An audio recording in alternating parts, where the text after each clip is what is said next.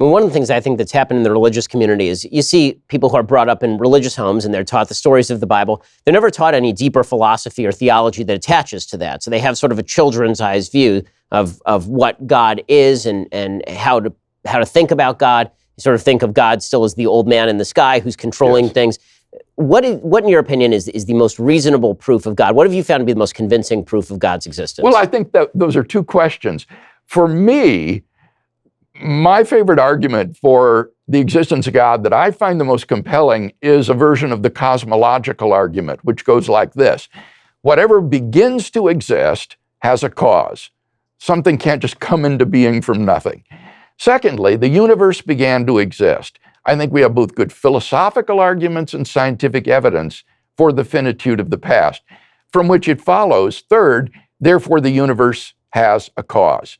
And when you do a conceptual analysis of what it is to be a cause of the universe, you arrive at a being which is an uncaused, beginningless, timeless, spaceless, enormously powerful personal creator of the universe. So for me, that is a very convincing argument for God.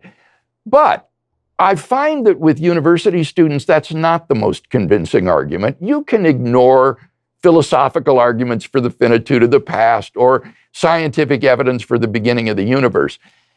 But the argument that they find, I think, the most compelling is what I call the moral argument. And it would go like this. One, if God does not exist, then objective moral values and duties do not exist.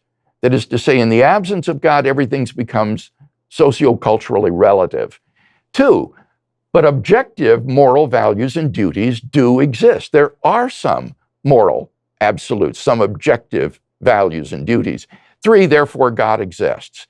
Now, this is an argument which is impossible, I think, to ignore, because every day you get up, you answer by how you treat other people, whether you regard them as having intrinsic moral value or whether they are mere means to be used for your ends.